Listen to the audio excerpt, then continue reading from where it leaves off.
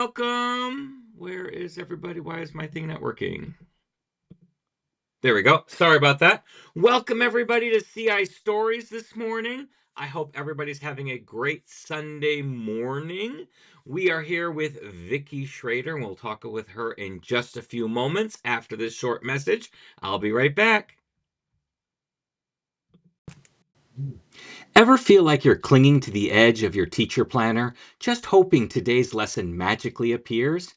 Enter the CI Survival Kit, a monthly membership made for teachers who love comprehensible input, but also love not reinventing the wheel every Sunday night. Each month, you get fresh, ready to use lessons, time saving tools, and just enough structure to keep your teaching life together. No stress, no guilt, just monthly help from someone who gets it. Sign up at mm.us/survival and let the Survival Kit do the heavy lifting for once. Welcome to Comprehend This, real talk for real language teachers. No drills, no dry theory, just honest stories, practical ideas, and a reminder you're not alone in the CI trenches. Let's dive in. Okay, so once upon a time, Vicki Schrader proudly wore the crown of grammar. She had the textbooks, the quizzes, and could probably diagram a sentence faster than you can brew coffee. But then CI snuck into her classroom thanks to one rock star colleague, and everything changed. Fast forward a few years, and Vicki isn't just teaching with stories, she's publishing them. 4 CI novels later, her students are thriving, her classes are alive, and she's living proof that you can trade grammar drills for actual engagement without losing your sanity. So welcome, Vicki. How are you doing today? I'm good, thanks, Scott. That's Anything a else you fun want to tell us about yourself before we get started? No, you just reminded me. I've got sentence trees in my head now. Oh. I was lucky I never went through that. Never had to do that in English or any of the languages that I learned. So I never had to do the diagramming. But I always found it funny that always learned my English grammar from the Mhm. languages that I took. I never Absolutely. understood the grammar in English when I was in English class. Yeah, it's funny to actually reflect on that because I'm a French immersion student. So in grade 6, I switched from the English school over to French immersion, which was actually still a really pretty new program where we were or where we are.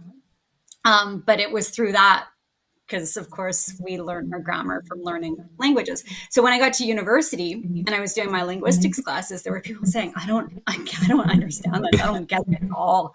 And I'm like, wow, this is unlocking doors for me. Like this was just like, and I think that that's why I love grammar. I do still love Yeah. grammar, but I don't have that same relationship with it for sure at work. And it's, if I were to open a grammar book, I'd be like, wow, I really have to wrap my head around this. Like it's not as Yeah. intuitive. But there was something really door opening about it. And then when I was volunteering before I became a teacher, I remember this group of girls. They were just so confused. I was working in an English class, and they were so confused. So I kept them after school, and we went through pronoun case. And I just had the whole chart up on the board, and they're like, wow, that's what I needed to know. And so I still think there's a place for it. And I'll do my little grammar commercials in my lessons, and you'll get those aha moments, but it's about timing. They Yeah. have to be ready for it. That has to be the question in their mind. And I love that term that you said, grammar commercials. That is a great way. We always call them grammar pop-ups, but I like that idea of grammar commercials. That's kind of a new twist on that. I really do like that. And I'm like you. I mean, I like the grammar, and I always classify grammar as a thing that it came way after the language, and it's Mm-hmm. trying to explain something that is not really easily explainable. I mean, you have French background, but Spanish has it too. German has it in a different way, the subjunctive. It is really hard to explain the subjunctive and how it's used and the nuances of the subjunctive. It is so much easier learning it through immersion than it is trying to Mm-hmm. explain it in the grammar format. And I think you're right, grammar has a place, but when we teach it here in America in English, it's late elementary where they get it, and they're already fluent in the language. So Mm-hmm. now they already know how to do it. Now we're just explaining and trying to refine it. I think where the problem comes in is when we're trying to teach the language, trying to get them fluent at the same time as merging the grammar, and those two things kind of butt heads. It's like while you're trying to take your driving test, learning how to drive a car, they're also bombarding you with all the different parts of the car and how to put the car together, which they don't, they're related, but they're not necessary for each other to exist. I mean, you can learn to drive a car without having to build one, Mhm. and you can learn how to build a car without having to drive one. They don't Mhm. necessarily have to go together, and they can butt heads. It's like, can you imagine all the confusion? You're sitting there trying to learn how to drive a car, and they're telling you how to fix a carburetor. Nobody. It doesn't help. It kind of interferes with each other. So I agree with you that grammar has a place, and for some of them, it's that little thing that puts the bow on it at the end. And I know there's a teacher, Alina Filipescu in Southern California. She teaches middle school and does all CI until like the Mhm. last month of eighth grade before they go into the high school where they don't do CI. And then she does all the grammar stuff. And it just sums it up. They've already been experiencing and living it their whole time. But, it just puts a little bow on it so they're prepared when they go to high school, at least a little bit. So she can say, I did cover that. Yeah. Yeah, that's a great example too. And so it brings back, why are we teaching? Like, Yeah. why do the students, from the student perspective, why do they need to know the language? And for me, I teach English language learners, so they're coming into an English speaking school from places of other languages. And the first thing they need to know is how to survive that hallway. Yeah. What do Absolutely. I, and then when I go in my first classroom and my teacher is speaking English at a pace that I cannot understand it, like slow her down tenfold, and I'm still not going to understand it. What is that language? So that's not how to conjugate a verb. Yeah, exactly. So, Absolutely. so that's where CI has just been game changing, and the students get super excited about it because they leave the room actually being able to talk to the people in the hallway a little bit. They can go to their counselor and ask for help, or go to a teacher and say something basic, or greet a classmate. Like Yeah. it survives Yeah. and And relatability. and teaching English as a second language, I mean, my hat is down to you because that is so much harder than teaching a foreign language to students because at least we have a common language. In our school, we have 43 different languages represented in our school. Right now, our biggest influx is from Afghanistan, but and our major people are from Afghanistan or an Arabic speaking country or Mandarin or Spanish and Russian. So those are the five languages. Everything that we do, every permission slip, every paper, every announcement that goes out to parents is translated into those five languages. So we've got English plus those five languages, every single thing. We have full-time translators for that, and then we hire out translators for the other 40 some languages that we do so that if we need something translated, we can give all of our lesson plans, all of our handouts to our district office, and then they translate all of those for us so we can give those to the kids in our classrooms. Mm-hmm. um so just not having a common language to back up, like I can do all kinds of CI techniques to try to make sure the vocab word is understood, but if it doesn't, I can rely back on English, a common translation, to get it done. And you can't do that in Nope. English language learning. So that's a huge challenge. How do you address that? Let's talk about that a minute. Oh, wow. Okay, so let try and organize my thoughts through everything that you just gave me. First, I rock the stick person. My drawings are awesome, and I tell the students that on day one, like, watch me, I'm an amazing artist, and then they laugh because I'm not. Yeah, I I do the So, same thing. but it's comprehensible, Yeah. right? It adds to the meaning. So that part of it is really good. So lots of drawing. My and our district has been similar as well. Lots of languages. We've had lots of immigration. Pardon me. Um, uh, we've got a ton of languages in our area, so very similar story that way. And I don't speak that many, so I have to rely on my stick people and my stick animals. And um, I've actually started trying to learn Chinese. Most of my students are Mandarin Chinese. Hmm. And sometimes they try and teach me, but I need to hear a word 100 times, which is an excellent reminder of why I need to teach CI for them, because I know how many times I need to hear it. Okay, what else? I had so many thoughts as you were talking. I should be taking notes on the side so I can go but yeah, I don't have the control, because being an ELL teacher who spends a lot of time with Spanish CI teachers because of just our forums, like the Facebook groups Yeah. and just places that we all meet up and reading, Senora Chase's blog and, Yeah. spending time with just everybody who offers so much to this community. I do always have that slight difference in being a teacher of English learners. I don't have the same level of control. They're not just learning English from me or from me. They're going out and they're acquiring just because of the Right. experiences of the school. So it is a little bit different. Like they'll come in with something that I totally didn't expect. One of my level one students, yesterday on Saturday in the middle of the summer, because I'm in Canada, so we're still off for another week. He was writing. Oh, he was chatting with a friend. Yes, on his phone in class. But he had done great. He came in and he had his goals. He was a little bit older than the other students because it's just level one. It's not by grade. It's just level one. So he's a little bit older, and he was just like, I have to reach these goals and everything. So, I gave him all the challenges I could, but he was watching movies and all this stuff, right? So I read over his shoulder, and he's chatting with a friend about a situation. They were collaborating on something in another class, and he's got INNIT. INNIT in it. And I said, "You've been watching Netflix?" He said, "Yeah."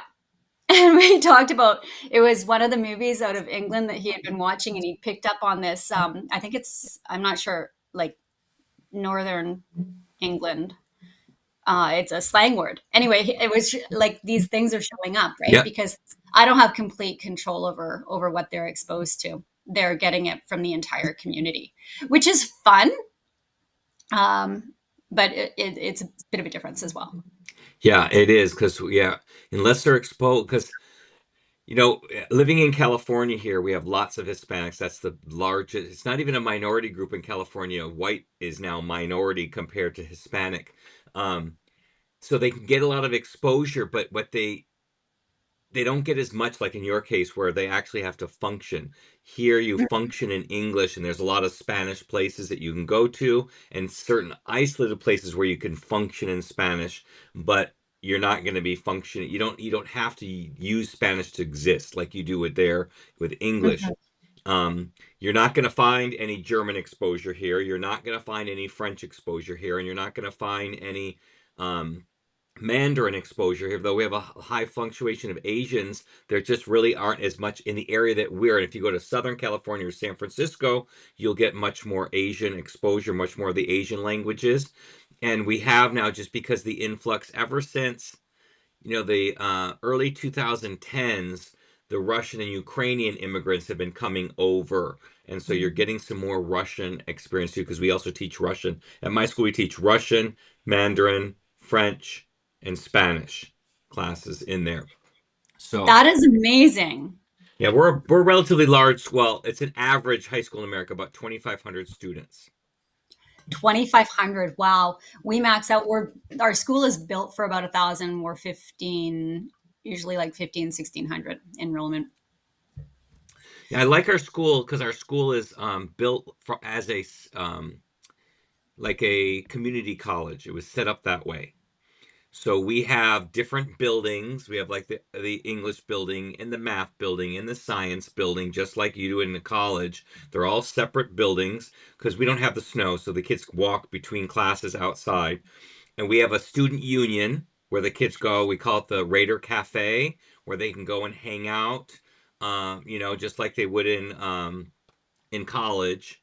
We have that it's all kind of set up that way, and it's set up like a little seashell, I guess, because the main office is at the tip of it, and then all the buildings radiate out from there.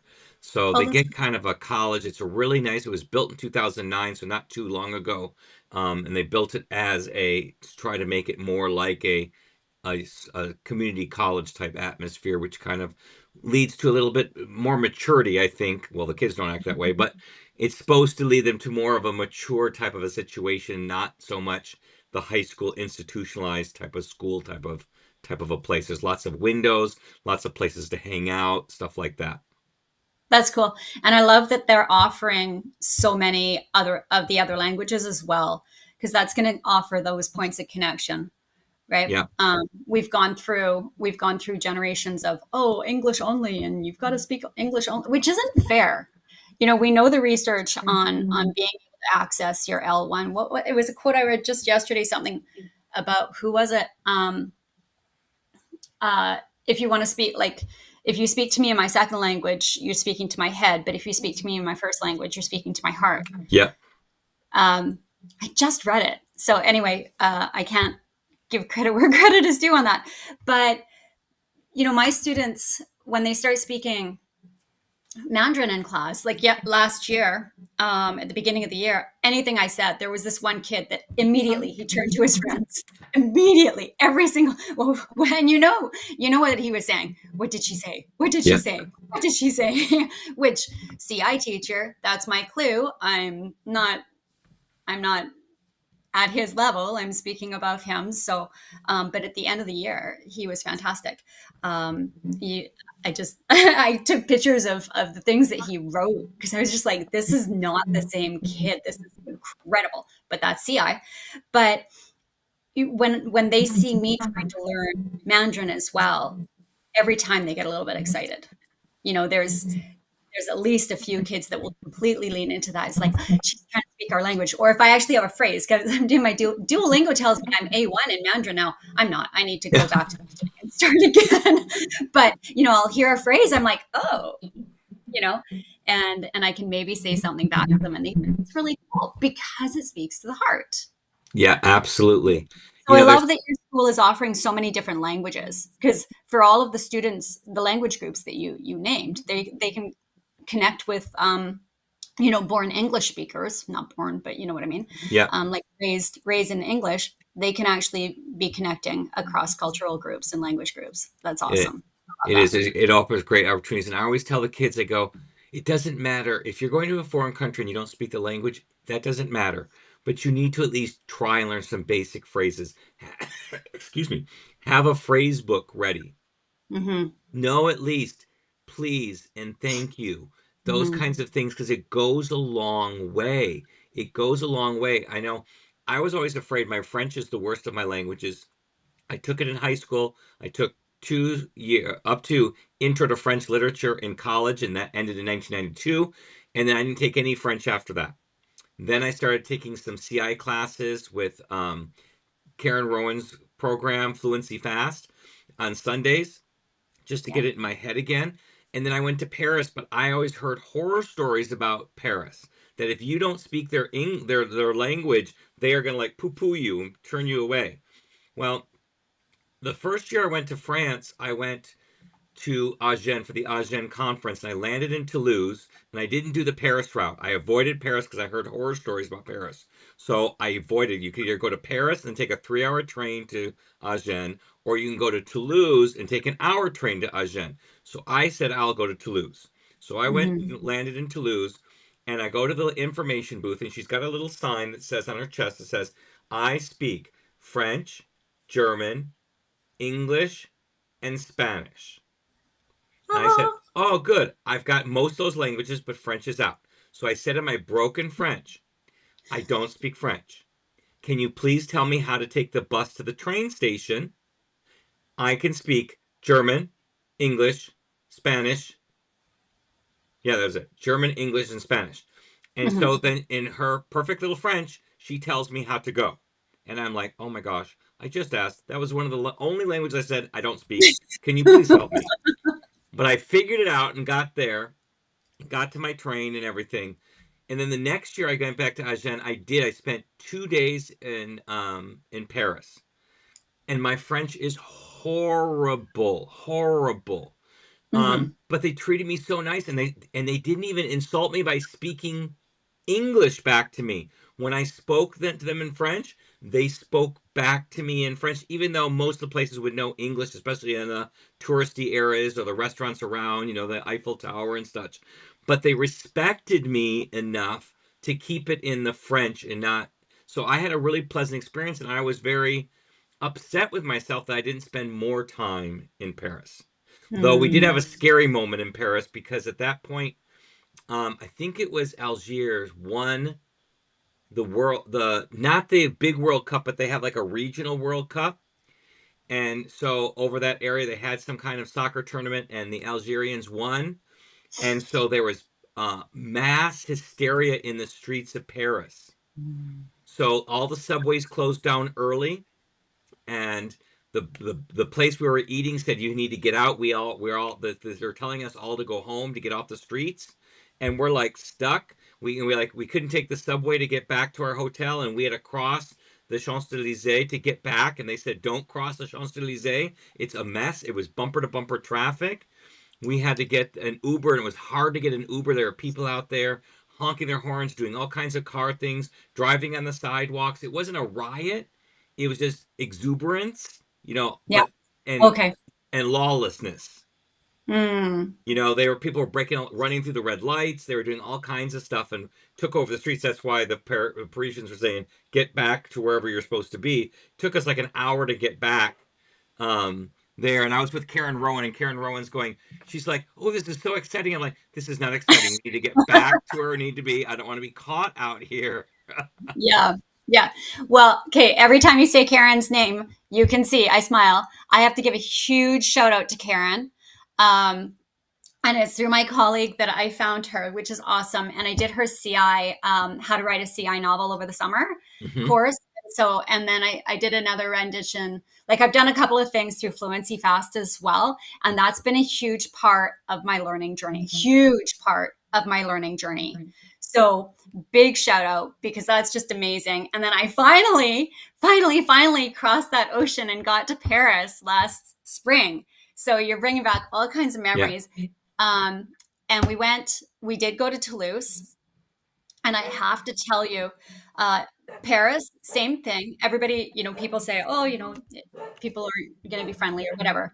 Did not find that at Hmm. all. I have one scary story as well that I won't tell, but um, everyone was amazing. And I said, like, I did French immersion, right? But that's like, I'm in an English speaking community on the west coast of Canada, far, far away from the French speaking regions. I don't, I haven't used it. So I really, again, thanks Duolingo, brushed up a little bit and I grabbed my little I went to the French teacher and borrowed my French CI novels and I ordered Teresa Marama. I bought some of her books Yeah.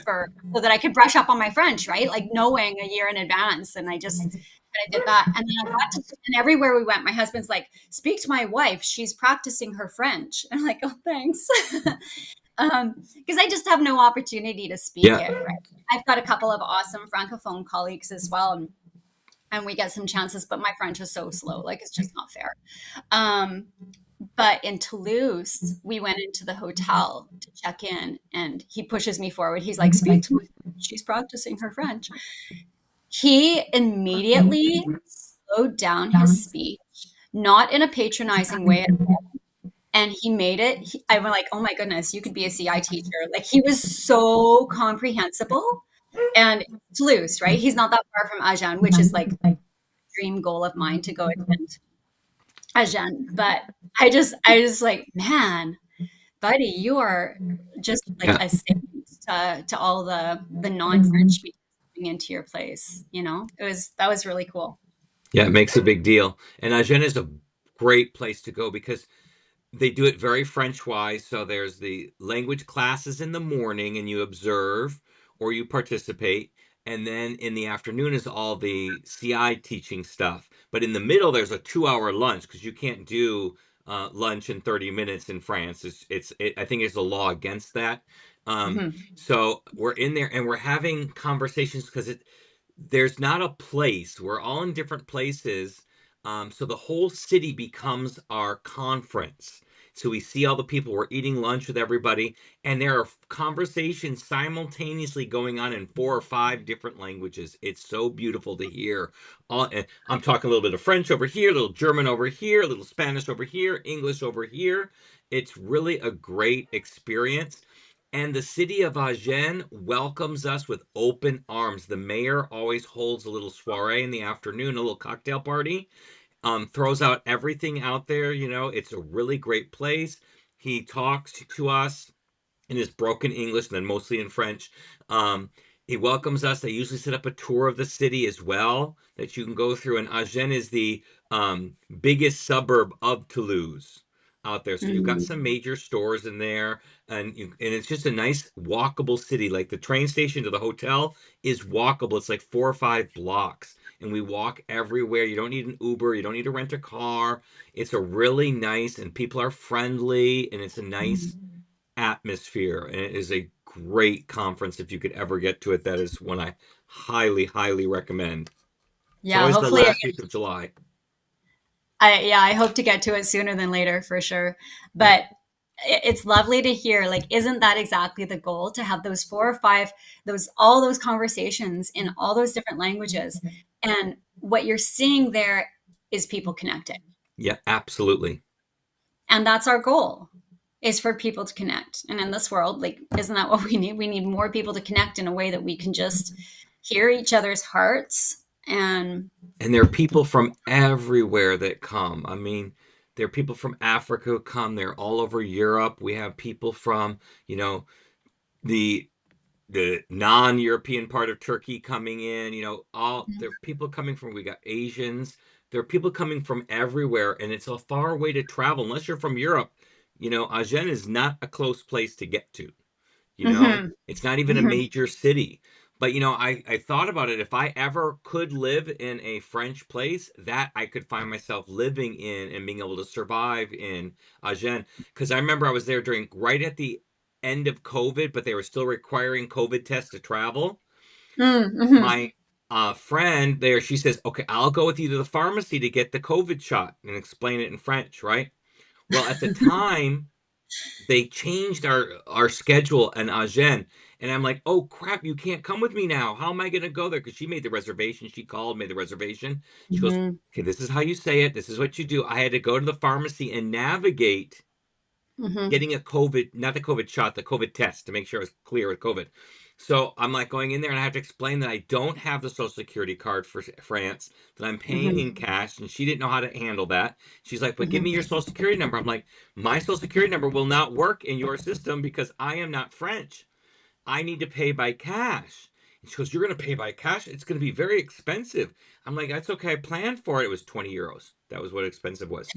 Um, but I had to go through there and navigate the whole system of getting in there, telling her I had an appointment, telling her that I didn't have a social security card, that I needed to pay cash, that then go to the other spot where she told me it was kind of scary. It was in the back garage, way in the back behind the thing. It was kind of a scary place. We were in a parking garage to get the test, but I was able to communicate with the doctor to giving me the test and listen to what she said I had to do the test. And it was just my very basic French, but it was, that's that, like you talked about earlier with your kids, the survival language mhm. that you need.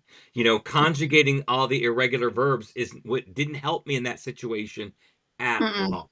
I had to use my resources, my listening skills to try to figure out what they were saying, and any language that I did have to try to be able to communicate back to get what I needed to get done. And it's the same thing when any kid goes to a different country and English is not the most common language spoken, and they have to say, I need to find a bathroom. They find a way. You find a way to do that. And with your English kids, they need to go to the bathroom, or they need to ask something from a teacher, they need to understand something for a test, they have to find a way. And Yep. that's where CI really, I think, helps so much more than a textbook. I know our textbook teaches paperclip as a word. I'm like, in high school, you're at the peak of that word paperclip. After high school, unless you become an office worker, you probably will never, ever say that word again. Why is it in the book? That's Why is it. it a required vocabulary word? Yeah, it's actually really funny because I'll get to somewhere in May and the students have to hand something in, now they're writing multi-page stuff and they're like, Miss, I need, and they're like, going like, I'm like, this. They're like, yeah, that. And then they just go to use it, right? I'm like, what's it called? Right. And so then it becomes a game around stapler and Yep. okay, then we've got staples and stapler, and you have to staple. So it's a verb and it's a noun and it's all these things, but it's a like we're okay, let's staple your paper. Who else needs the stapler? And what do you need? I need the stapler. What do you need to do? I need to staple. So, you can, and then they know, but But they and go that's a a long way without knowing that word. They get a long way. Exactly. And I love the example that you just gave because in Spanish, and I'm sure to some extent French does this too, um, in Spanish, you can take just about any word and make it into a noun, a verb, an adjective, an adverb. All four. We used to have to do that in college when they give us a vocab word. We've had to Mhm, put in the column that it went in. Was it a noun, a verb, an adverb, or an adjective? Then we had to come up mhm, with the other three, and it works. English has a lot of words that do that. Stapler is one of them. You've got mhm, stapler, you got the verb to staple, and then you got the other noun staples. And so they're all related. But English is rare that does that in so many different ways. We change all the words all the time. And so that's a really good example of how they can take a word that is useful like that and yeah. then apply it. It's you don't have to change it. Like I used the example just the other day on how accents work in Spanish, which are very different how they work in French, because they tell you which part you pronounce loudest in Spanish. And I go, Mm, in Spanish, we may have to add or subtract an accent mark to keep the sound the same so we can see where the original word came from. And English absolutely does not do this. And it makes it much harder. And I show them the word demonstrate.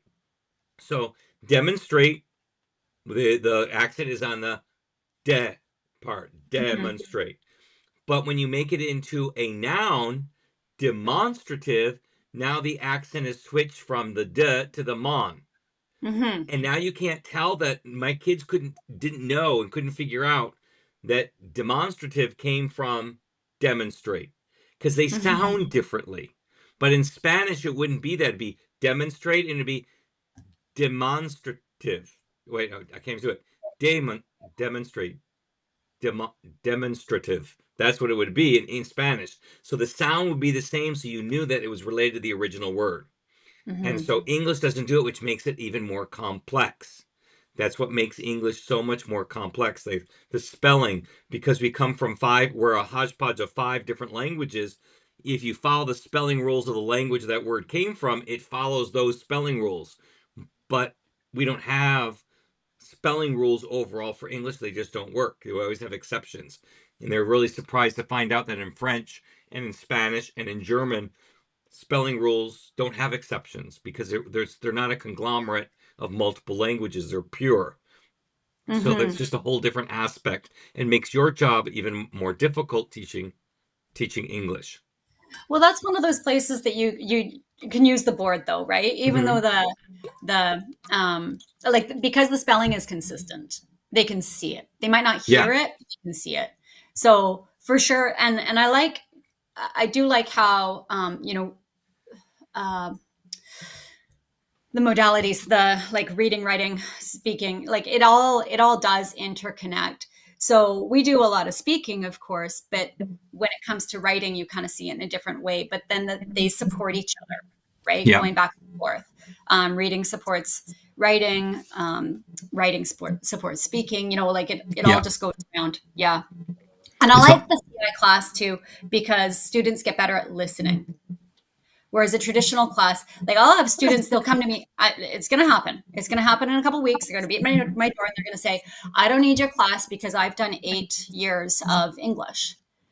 But all they've done is 8 years of worksheets. yeah.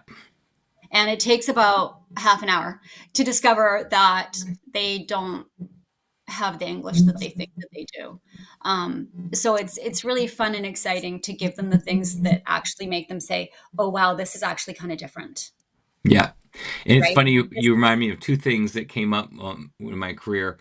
Many years ago, I was teaching in Las Vegas, and it was a Spanish 1 class, and this girl came in like a month and a half in from another school district, and I'm going along like I do. I'm speaking mostly in Spanish, and she comes in and she goes, "I think I'm in the wrong class." She goes, "I'm not supposed to be in AP. I'm supposed to be in level 1." And I'm like, "This isn't AP, dear. This is level 1." She goes, "But you're speaking so much Spanish. I don't understand a word that you're saying." And she's going on because she was in a very different class, which years after another kid moved from my class to a different school, and she goes, "Profe, in your class, we speak mostly Spanish with a little bit of English, but in this class, we speak mostly English with a little bit of Spanish." And I think that's the point that you're trying to make, that the difference is so much different that they can't, just doing worksheets doesn't tell you how to use the language. They don't when Mm-mm. you go to land in France or land in Germany or land in Spain or wherever you're landing in with the custom papers, they don't also give you worksheets to fill in. No, no, that's right. And your medical examples were perfect. Yeah, I've had experiences in Mexico as well where it's like, okay, where is my Spanish? And you need to be able to talk to these, the medical professionals. You need to be able to talk to the doctors and just people that you didn't expect to have to talk to.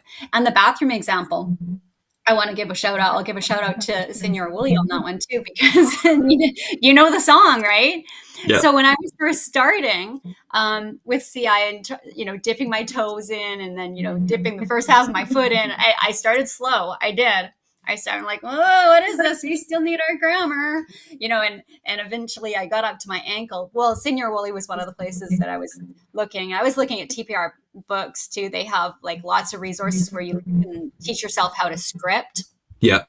before you actually start asking stories and stuff. But when I'm not a Spanish speaker. Puedo ir al baño? Is it that one? Yeah. Yeah. That song, I found that song and that whole video and everything. And I just stopped I said, you guys, I know it's not English, but for my Mandarin speaking class, and, a Korean student was probably in there and maybe a French, but I said, I have to show you guys this video. It's so, and It's a classic. yeah, and they learned. But I did it too because of the situation, like I think back then I was out in the portable, so a lot farther from the washrooms too. Yeah.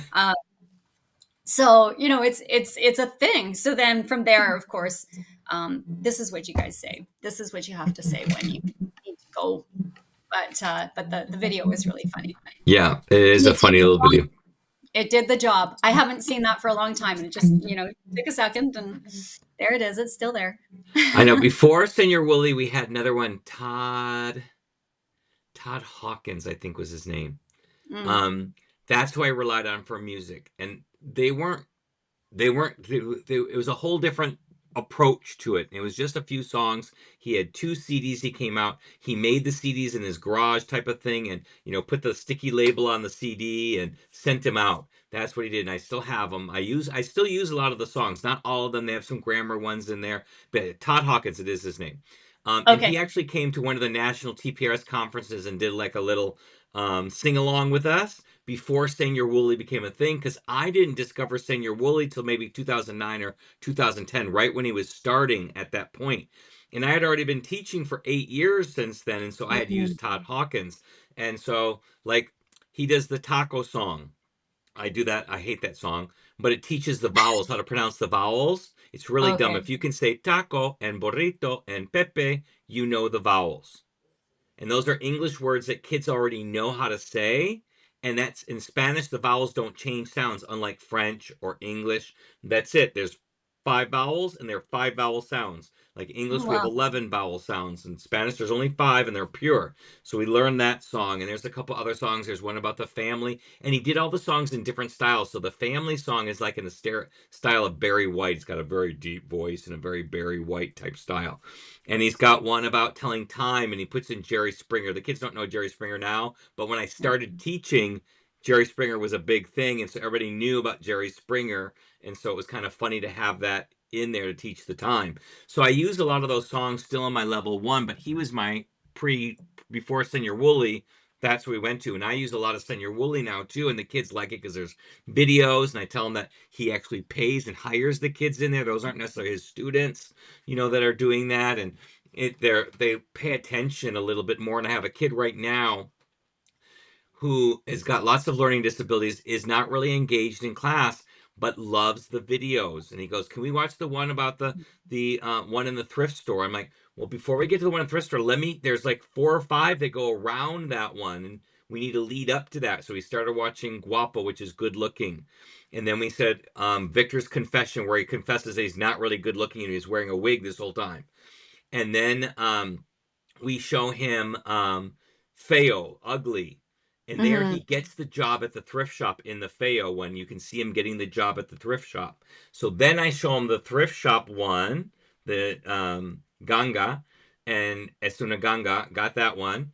And then afterwards I show him Amnesia, which is when it comes after that, where he gets trapped over and over again. It's a Twilight Zone knockoff that he gets stuck over and over. He can't remember where he is or who he's with or anybody. And there's all kinds of references from the Esunaganga video in there that you have to pay attention to catch the relationship. And then they see that the aliens there are keep pushing the reset button like they do in a video game. And that's why his life keeps going. He's trapped in this other dimension. And I haven't showed him the Menu one, which comes after, where his wife now tries to get him out of that being trapped. Mm, And she's like okay. depressed. She's running a restaurant. She can't find her Victor. And so that's the next one. But he's really engaged with that because he liked that one Esuna Ganga video. He liked that one. And so now he's in that whole world. And I haven't even opened up the videos to my class yet, but I opened them up to him. I gave him an account. And I turned those videos on so he can watch them at home if he wants to watch them. I mean, this is a high school kid, Yeah. who wants to watch these videos. So I thought that was kind of, that's what makes Senior Woolley so great. Yeah. That he's found a way to connect kids with sarcasm, with a little bit of horror, with some funny stuff in there. And I tell the kids, all these songs are dorky, they're corny, but they're designed to be that way so they get stuck in your head and you actually learn from them.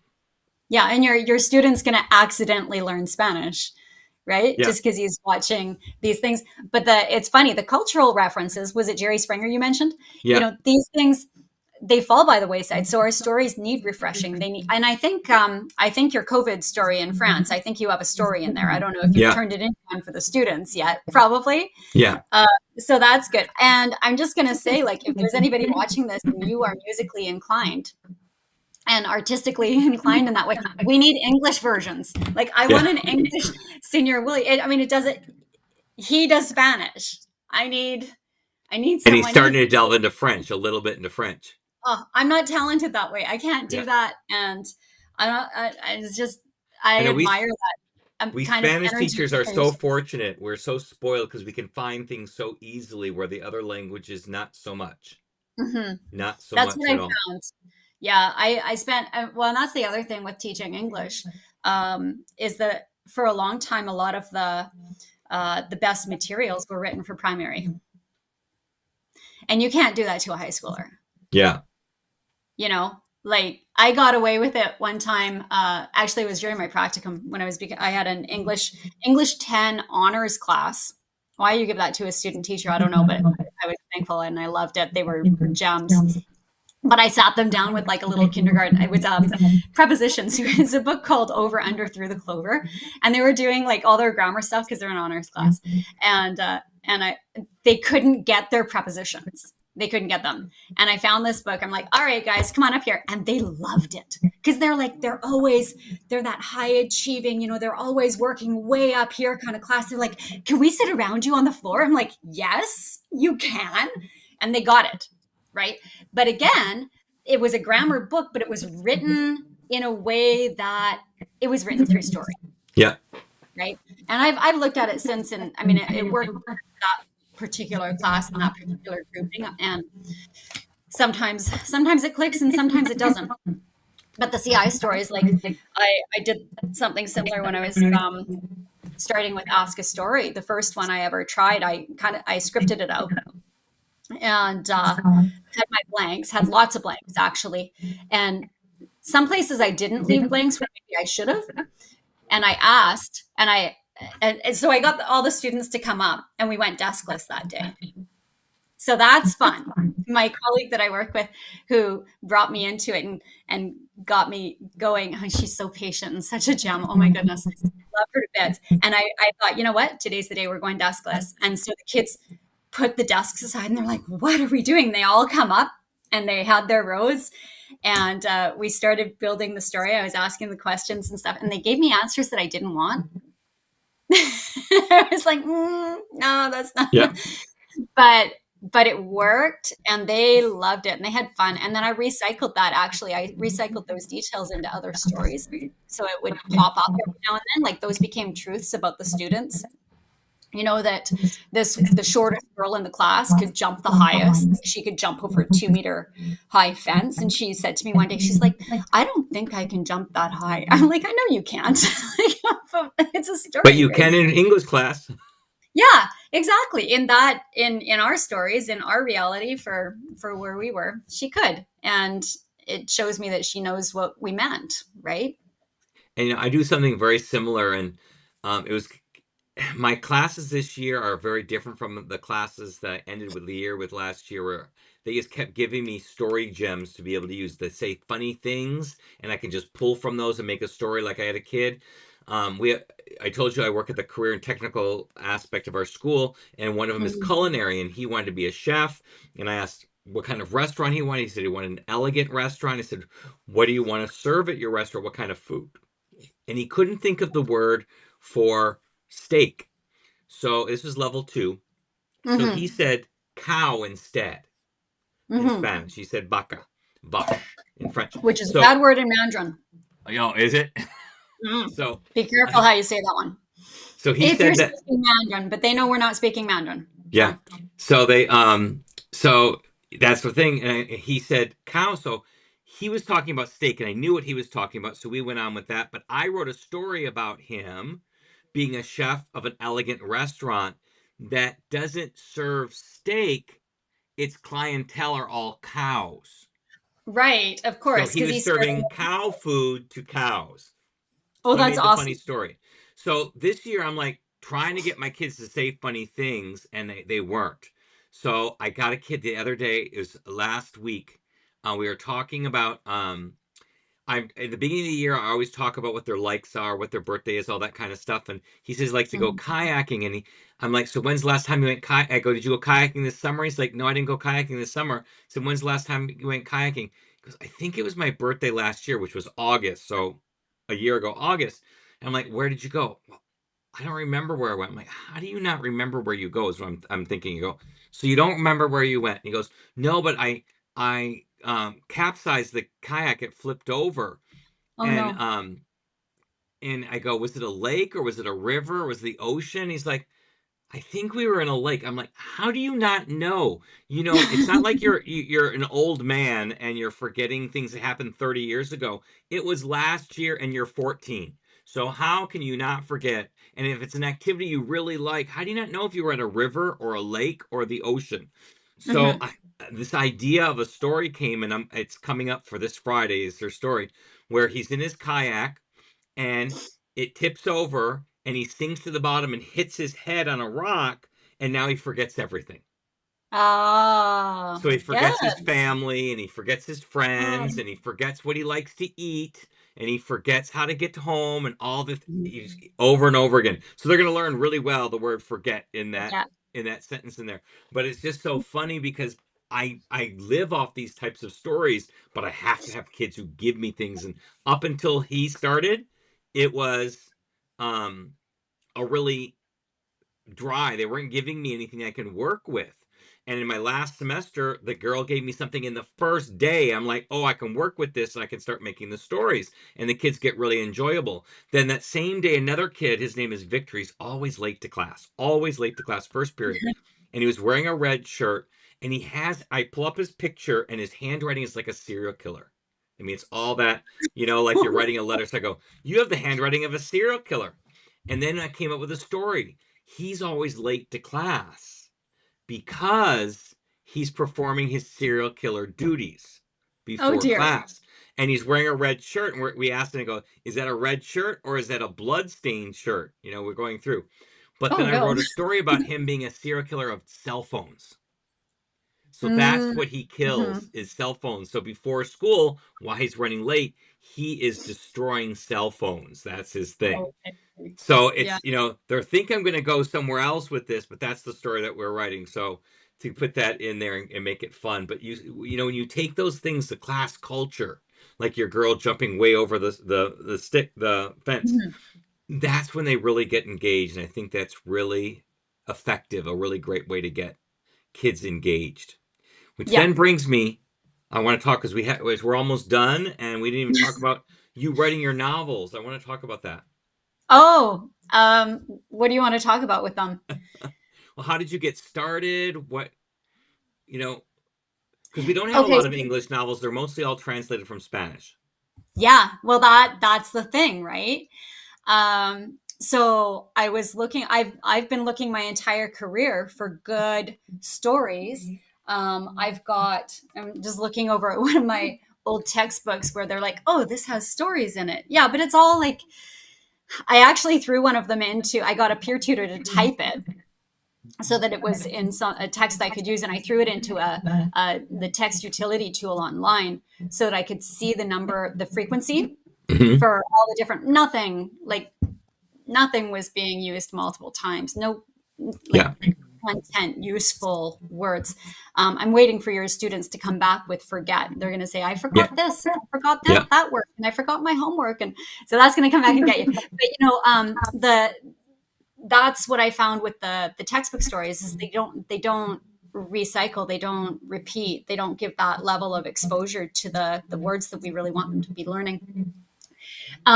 So it was in my search for good material. And then I've worked on building my French a little bit. I've worked on learning Spanish. And so what do? I go and knock on my colleague's door and say, can I borrow some novels? And I read some Spanish novels and I borrow some French books. And the ones, Teresa Marama's, I just bought those because I just wanted to own them. And so I work on my languages. So in watching that and with all of the work that I was trying to do to build my own CI skills as a teacher, I realized I needed to write.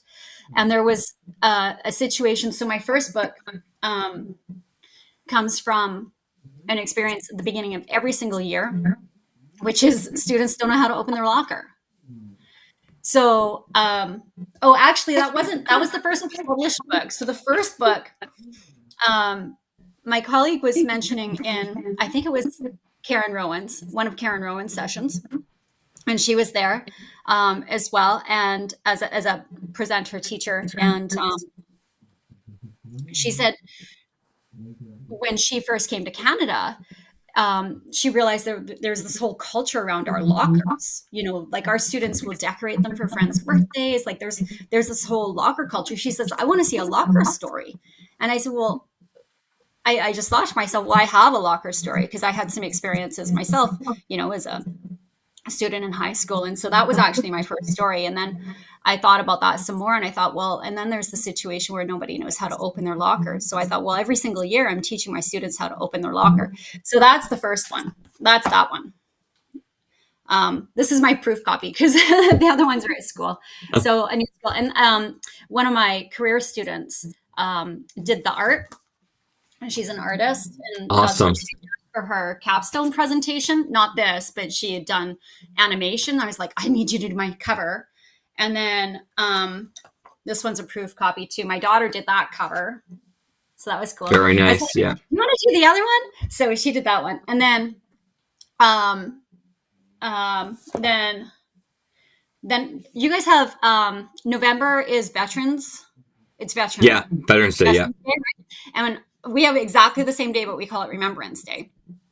And so I took the characters from the first one and I took them to Remembrance Day because I always teach. See, fall is pretty easy for me. Like it's all laid out. It's everything you need to start school. And then we have Terry Fox Day. I don't know if you guys do that. Like we do Yeah. Terry Fox Run. which is raising money to fight cancer. Terry Fox was a Canadian who tried to run across cancer, except that he only made it to Thunder Bay because his cancer came back. That was back in the 1980s, early 80s. But every year there's a run, happens around the world. And then there's Truth and Reconciliation Day, which is our work with Indigenous First Nations people in Canada. So there's a lot of teaching that happens around that. And then October takes care of it. Our Thanksgiving Day is in October, and then you've got Halloween. So, it's all cultural education. Yeah. And then I had the characters show up again for the Remembrance Day story. And then I did that, and I learned how to get my frequency up. So, you write the story, and then you look at it and you say, I'm not using these words enough, and I've got too many. So then the game is, how can I tell this same story with fewer words to keep it manageable for my students? Because they don't know this many words. They know this many words. And I want to get them, I'm moving along. I'm not lining up properly with the camera. You have to work with only so many words. And then you have to get the repetitions that they're actually required. And then next time you can add and build and add and build and add. But that for me, writing was actually game changing for me as far as teaching.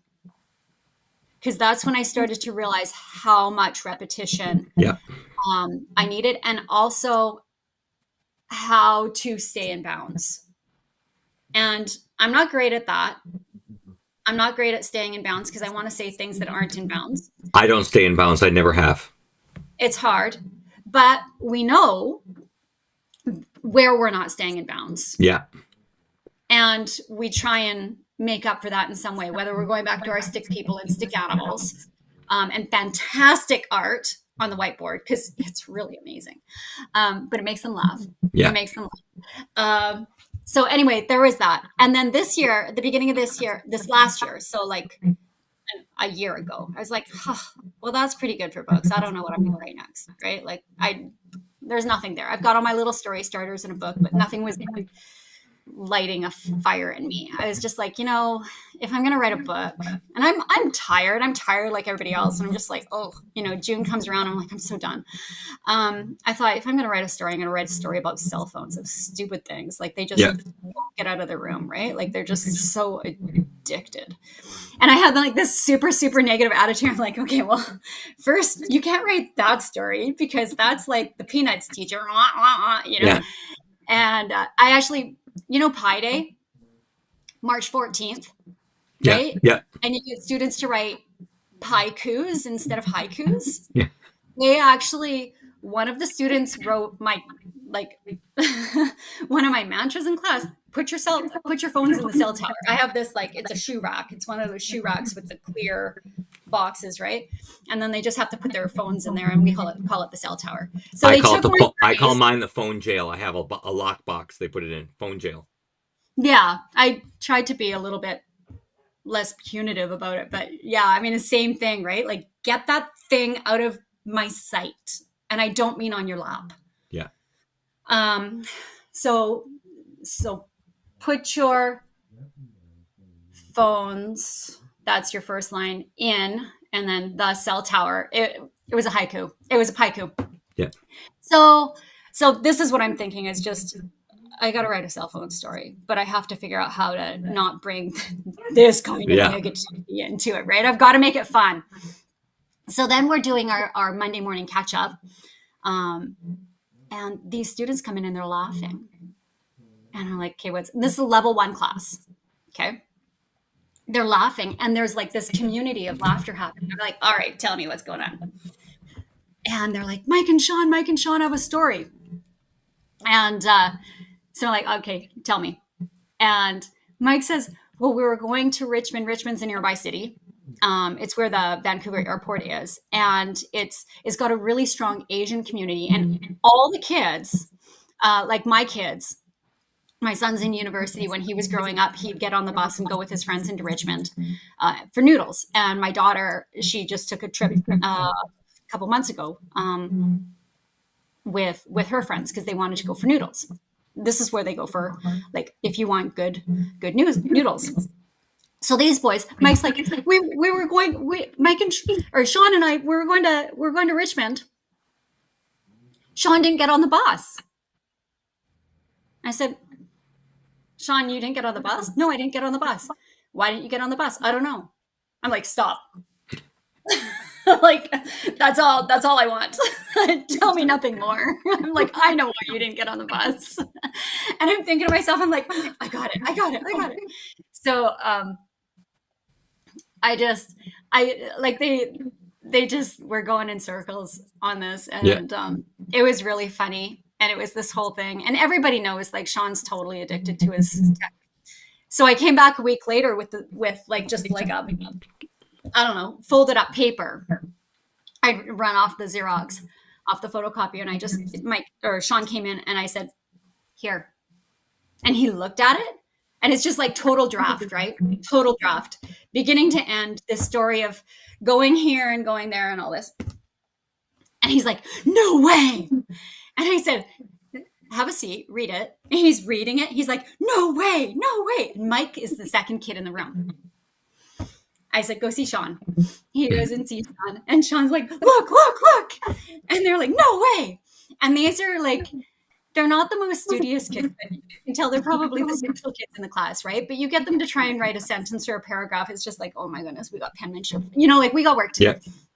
But both of them were just like all over it. And I said, okay, take it home, give it a read.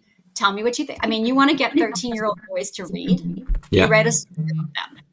They thought it was hilarious. I said, I want to make it a book. They're like, yeah. I said, do you want me to change the names? No. So that's this one. That's Heads that up. one.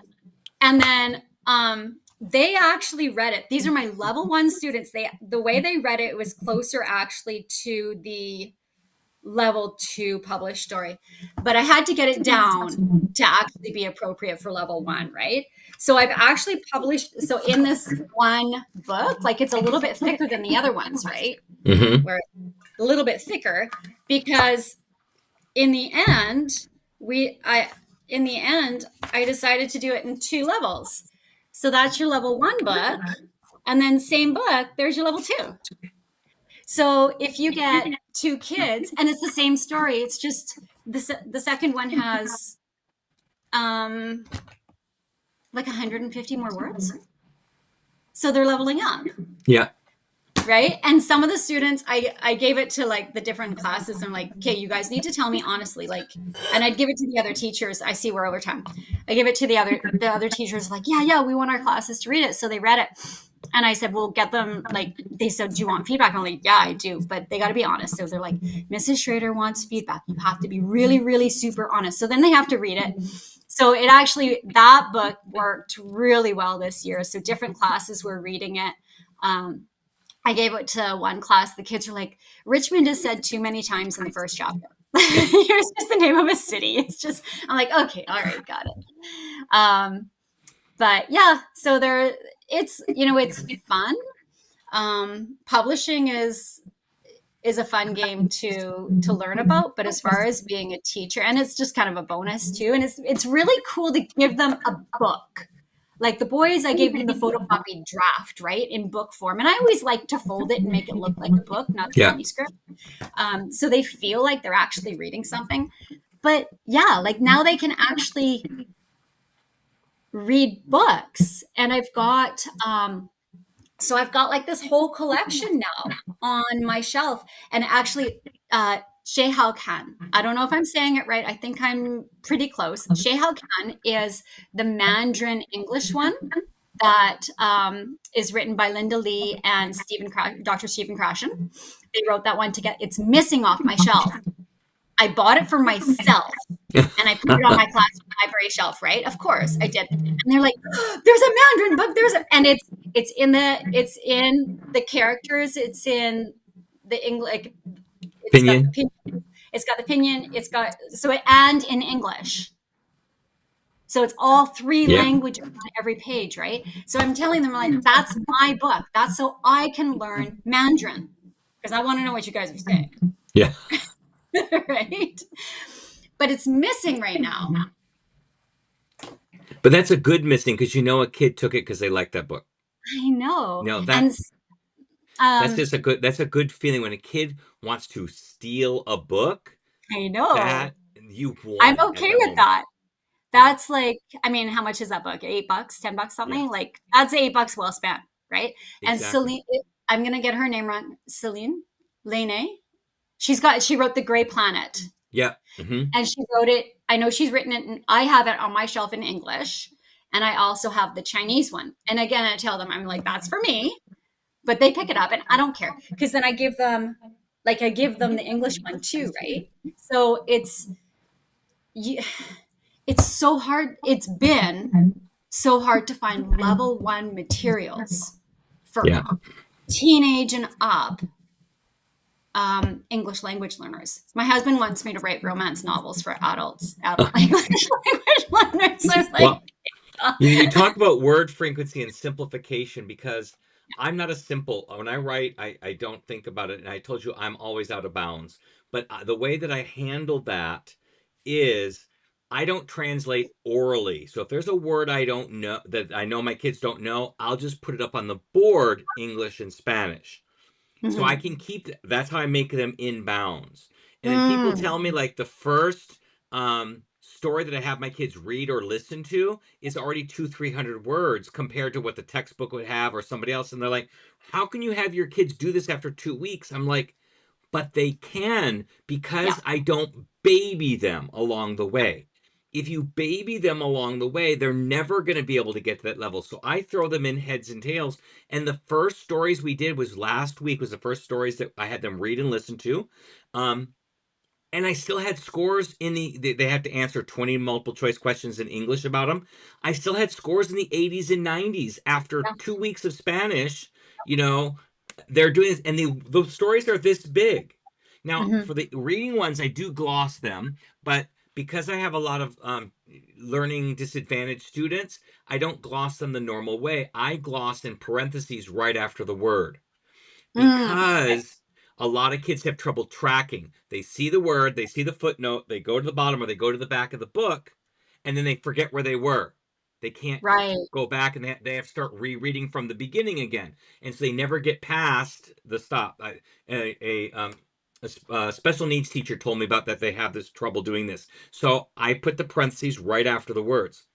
So what I do though, because my stories can get really elaborate and I don't always have the repetition that you need. That's why stories like the Three Little Pigs and the Little Red Hen, they're so good because they repeat over and over. Brown bear, brown bear. They repeat those phrases. I'll take my story and I'll put it into Chat GPT and I'll say, I need this in a low level A1 where they have no language ability whatsoever. Please keep the story. And I want, like, in the first few stories, I go, I want the Super 7 repeated at least 10 times in the story, each of the Super 7 Mhm. verbs. And so it'll take my story and it will do that for me. Or I make a really simple story. I need this to be into a A2 level written there. Can you beef it up? And I want the Sweet 16, and I want each of the Sweet 16 to be used 10 different times in the story. And I can tell it to do that, and it will upgrade or downgrade my story for me to make it easier. So I just write my story, but then I just have it transformed in Chat GPT. And then all the questions that come from my stories are from Chat GPT because my questions always ask the same old things every time, so not really learning. So I'll say, Chat GPT, I need you to write 20 multiple choice questions. I want 10 of them to be inference questions, and I want 10 of them to be total comprehension questions about the stuff that's in there. And please don't make any question be able to give away an answer to a future question because I Mm, do that too. They'll do that, and so it'll write those questions for me. But I give them the story, and I can have them scale it up. I can have them scale it down. I can add them in, have them add in repetition or whatever I need for them to be able to do to make it what I want. It even does embedded readings where I'll go. I have a little prompt for embedded readings. I go, here's my long story, the one that I wrote. I'll put it in there. I go, I need 5 levels and start with the very first, which is just the action, get everything else out of there, and then gradually add words till it gets to the final one. It'll give me 4 additional levels, and I wrote the Mhm. original, but I don't have to do the time. It's like my teaching assistant, and I really use it a lot for that. That is game changing because the books, like to do that, because I just I do that Yeah, old school, right? And it is a ton of work. It's a labor of love, yeah, right? And they're little like little passion projects, and that's why I didn't think I'd write a book this year until I had that like spark. yeah, But what you're talking about, if I actually have a lesson in one of the old textbooks, and they always have some sort of story that goes with them, but that's exactly like AI can be what can save us using it the way that you just yeah. described. You know, we It can still use a lot of these other resources and make them more comprehensible without giving our entire weekend and every waking hour outside of our classroom to and it. and that's what I use ChatGPT for, the busy work part. I mean, Yeah. I come up with the stories. I have the Hmm. stories. I just need them to modify it one way or another. And just the other day, I didn't know if it would do it. In Spanish, we have two different words for boy. We have muchacho and we have chico. And I wanted to see, and I didn't. I could have looked at my frequency dictionary, but I just didn't bother looking at my frequency dictionary. So I went and asked. I just asked ChatGPT because I didn't want to pull out my Kindle and find the thing and look. I just didn't want to do all that. So I just asked ChatGPT which is more common, and it gave me a really good explanation. It told me which one was more common. It told me where it was more common and where it was the other word was more common and why the Hmm. differences was. And then it says, "Would you like me to count up how the actual differences and how many times it's being used?" I said, "Why the hell not? I'm not doing it." I said, "Yes." And it came up and it showed me in all the different cases where the two words were. And Chico is much more prevalent. And the reason I was thinking it might not be, muchacho might have been, was because a lot of Mexicans, especially, use Chico as the word small. Mm, They'll go, okay. "Oh, it's muy chiquita. It's very Oh, small." And so then I thought, well, then they must use muchacho more for the boy girl thing, because if they're using chico for small, then they got to use another word so there's not a conflict. But so that's what actually brought it to my mind to think to even ask that question. And I could have gone to the frequency dictionary, it would have told me that chico is much more frequent than muchacho, but it wouldn't have given me the background behind it or which countries preferred one word or the other. And so I found that. So ChatGPT has been very useful as a teaching assistant. It's yeah. not a way to cheat. Could we go using ChatGPT to cheat? No, I'm not using it to cheat because I've actually come up with my own stories. But Yeah. coming up with questions, that's the boring, tedious part. Who cares?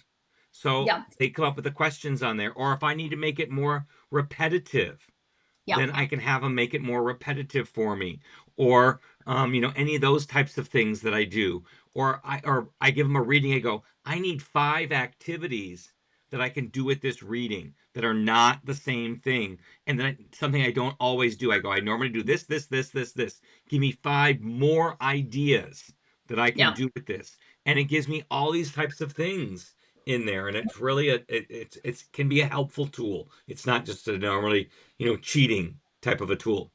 Right. And then just double check the work, right? Yeah, double check. But it's I've seen that in online groups too, where teachers are, I don't have time to modify all these materials that I need to for the classes that I'm pushing into. I think there was an ELL teacher that was trying to support students who had to read Antigone, and they're like, how am I going to do this? And I just thought, you know what, I'm going to try. I'm just, I mean, it's not even my project, so I just threw it into Chat GPT. I'm like, give me a, I can't even remember my prompt, but it was super simple, along the lines of something that, like what you've said, like, give me the simplest version of Antigone possible, right? and and it did, and it was like this. And I've never even read that. I haven't read that. I don't know. I think I may have read it maybe in high school, but I don't remember. It sounds Yeah. familiar, but I just don't So remember. I said, well, is this accurate? Like, I don't even know, right? And they're like, that is perfect. I'm like, okay, well, And you this know is what I've cool. done with novels. With Mm, novels, I have taken the novel. I take pictures of each of the pages of the novel and go into OCR, optical character recognition, and it mm. puts it into text. That I can copy and paste the text into ChatGPT each chapter, and I'll ask it to come up with 20 questions for each chapter for review. So how do you use the OCR is, So I take a picture on my phone, I scan oh, the okay. pages, and then I put it through an OCR where the scanning app that I use, it'll say, do you want us to, scan the text and make it OCR or not? Just leave it a picture. I put it in OCR, so then it's a PDF on my screen, and I can select the text and put that in a text file. Mm-hmm. And then when I Okay. have the whole chapter, I'll copy and paste the whole chapter into ChatGPT and say, please write me 20 comprehension questions about this. And Yeah. so I get questions because I don't want to write all those damn questions for every chapter, but my kids Hmm. need that to help them review the book. Yeah. And so it makes my job a lot easier to do Yeah. that type of a thing because there are some books that have you know teacher plans with them, the teacher's guide, that's what they call them, but a Yeah. lot of books don't have the teacher guide with it. And Right. so the ones that don't, I have this resource that I can make, and I'm not selling it or doing anything like that, I'm just using it Yeah. for my own classroom, but it just saves me tons of time for having to write the questions every single time. Yeah. And that's exactly, like, this is purely educational purposes, right? Like Yep. the things that were become like these little kind of off the side of our desk like they end up being these projects that we do on the side. Um, that's not what we're talking about. But the chat GPT stuff that can offload some of that cognitive demand and incredibly laborious work if we do it old school. If we can offload some of that to chat GPT and actually get some decent projects or products, I think that's amazing, because we need to do what we can to save our sanity Yeah. and still be effective for our students. And it And takes a lot families. of the stress out. Like coming up with Yeah, inference questions is yeah, difficult, but I want my kids to be able to infer things. And yeah. so by telling them exactly what I want, it can do it in seconds for what will take me hours to do. Yes. Yeah, exactly. And I'll do Exactly. it too. I go, I need my kids to practice this vocabulary. Can you give me 5 writing prompts that would go with that? And then it'll give me 5, and I might use one of those 5 where I go, oh, that one just triggered a great idea for me. Right. Yeah. Because like my serial killer one, I Yeah. asked it, I go, I don't want to make it as gruesome, so I need him to be a serial killer or something funny. So I said, Mm-hmm. can you give me 10 suggestions of what he could be a serial killer of? Well, he gave me all these things, and it was like serial killer of paper, a serial killer of pencils, of pens. I'm like, that's all really boring. And I go, cell phones. That's a perfect one because as teachers, we're trying to kill those cell phones anyway. So it it didn't give me the idea. It brainstormed in me an idea that I got. So it's like Yeah. also a partner that you can bounce things off of, ideas off of, that really, it's just a very useful tool if you use it. Like any tool can be used for good or evil, and ChatGPT can be used for both, obviously. But I found it a way to like simplify my life, take the burden off on some of those more tedious things that are going on, and that That's helps. fantastic. Yeah. That's great. We are way over our time, but all right, 2 Yes, things we I would are. like to ask of you before we go. Okay. First is, where can we find your books? Oh, Amazon, and also the first three are actually with the CI Bookshop as well. CI So Bookshop. Amazon and the CI Bookshop. Okay, And so then there's a little more information on them at Vicki Schrader author.wordpress.com. I think is my can we page. go see? Let's do that one first. Vicki Schrader, Author, to make sure author. I got the page right. If I can spell right. WordPress.com. Mm-hmm. Okay. Oh wait, it says doesn't. I must have typed something out. Oh, I put an extra R in your name. Let's try this again. Vicki. And is that a rolled R? Schrader. Yeah. Schrader dot author. Vicki That's Schrader author dot. I think it's WordPress.com. WordPress. I haven't Yeah, I blogged found any. it. There it is. The CI Bookshop. So I can put these links in there for people to Yeah, the CI get them. Bookshop Yeah. has a new school and the lockers and with heavy hearts. My understanding, like the CI Bookshop being over in Europe, there's a cool connection between Canada and the Netherlands too, around uh, Remembrance Day veterans. November 11th and Yeah, some of see, that. our Remembrance Day is something that I mentioned too. We call it Memorial Day, and it's in the spring. So we have 2 different Yeah, we've days. got the two. Yeah, So yeah, Veterans Day is one that's in the fall, and Yeah. then Memorial Day is in May. It's the last Monday of May, and that's where we remember everybody who's fallen along the way. And this is veterans Mhm. respecting veterans who not necessarily passed away, just anybody who participated in a war. So Yeah. we have a slight difference between the two. Yeah. And this book, um, it's the characters and their teachers teaching them about Remembrance Day. But then there's a connection because one of the boys has an uncle in the military, and he's been hurt. Um, so they're not too sure at that stage. So there is just kind of like this connection as she's learning about Remembrance Day. It's awesome. Yeah. There's a similar, not about the Remembrance Day part, but there's a similar book that, and I'm horrible with names, especially after COVID. I had COVID really bad, and so my memory is gone. So I heard about that. she's Vancouver too, an author, Spanish author from Colombia. And I can't think of her name. Why? I can Is it picture her Adriana? face. Yes, Adriana. Thank you. Yeah, Ramirez. she's a gem. It's funny. Love I her. forget my best friend's name. I'm looking right at her, and she's like, and I go, and she goes, Carmen. She just answers her name because she knows I forget. The kids don't believe me. I'm like, I have a real problem with names. So, yes, she wrote a really book that I love, Me Perdí en Medellín. I got lost in Yes, Medellín, and yes, how she exposes the culture of Colombia through the eyes of this white kid, for lack of a better term, learning, getting lost in the city is just amazing, and I like that. And so your approach with teaching Remembrance Day is very similar to that. It's not being yeah, thrown at you in the face like, hey, we're learning about this. It's through the story and eyes of a different person. And I think that's just so effective. yeah. I need to Okay. give Adriana a shout out because I have learned so much from Oh, her. She's an apps like I aspire. oh my Like gosh. I I've took her learned so much. classes. I Hmm. took her classes in Spanish, not to learn Spanish. So my Spanish helped. She helps me tremendously in Spanish because I am not as fluent as she, obviously. But the she in her classes she teaches one of her novels, and she does it how she does it in her classroom, which is different than the way any of us have ever taught a novel before. The way she barely reads the novel.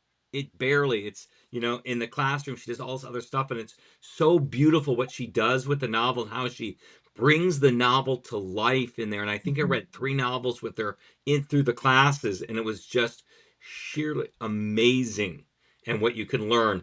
And I aspire her just to be able to teach the novel the way she teaches, and I can't even do it anywhere near the justice. And one of them was Me Perdí en Medellín, and I'm Hmm. like, I saw it, and I still can't repeat that. I participated in it. I've got the video recordings of it, and I still can't duplicate what she does in that when she teaches that novel. But it's Yeah, just no, amazing. she's an absolute gem, and we're in the same school. Oh, are you? I didn't know that. You are so damn lucky. She I thought it like I thought about mentioning it because name dropping or whatever, but um, she is my rock star guide. She is my rock star guide, and the reason I mention that now is because of what you're saying. When I walk around our school, I slow down when I walk by her door. I'm just like, I don't want to distract, but I want to pick up one more little thing, She just like, is absolutely I, amazing.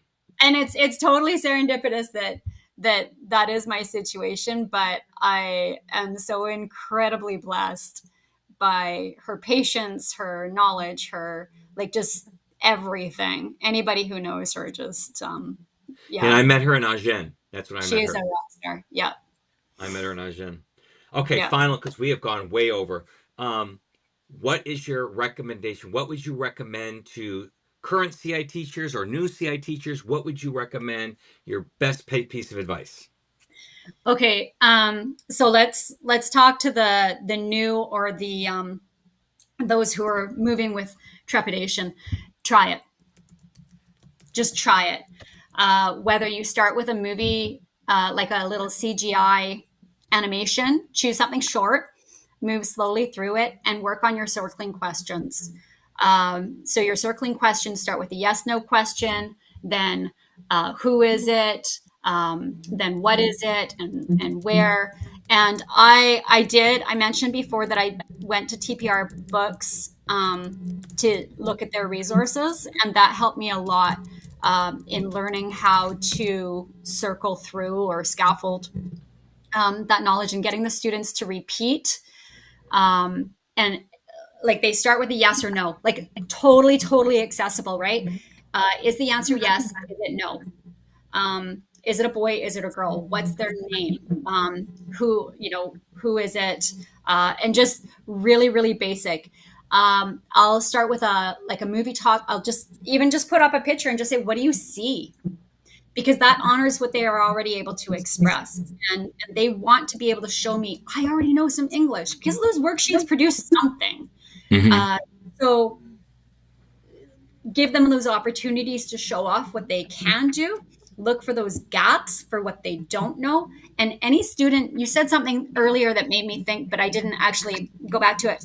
If they say, I don't know, I have learned that often it's they don't know how to say it. Yeah, absolutely. Mm-hmm. They don't know it in my language. So if you are thinking about trying CI, or if you're like, I tried it, I didn't like it, keep at it. Not everything that you're doing has to go CI for sure, but well, it does have to be comprehensible. So, but I'm talking about like, becoming like a CIT, like just try it. And start asking your students questions. My daughter's she's trying to do her French online so that she can make room for some other things in school. It's impossible. So I came alongside her and I started asking her circling questions. She's like, Mom, I need your help. I'm like, okay. So I'm looking up on my wall because I've now got the rejoinders, the French Mm-hmm. rejoinders up on my wall so that she can see them. So when we're doing her online French together, I can look at what they're asking her to do. It's worksheet stuff right now. And I'm just like going around and asking just to make a single sentence comprehensible for her. But for the teachers who are trying, or if you're trying, don't give up.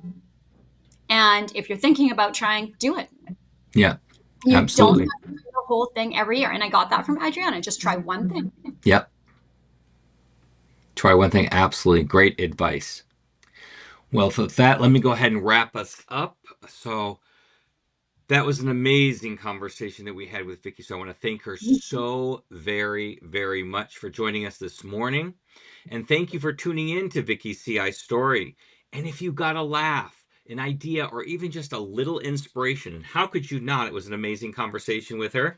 Do me a favor, hit that like button, share this with a teacher friend who still sleeps with their grammar textbook. And don't forget to subscribe so you never miss the next CI story. With that, I'll see you next week. Have a good day, everybody.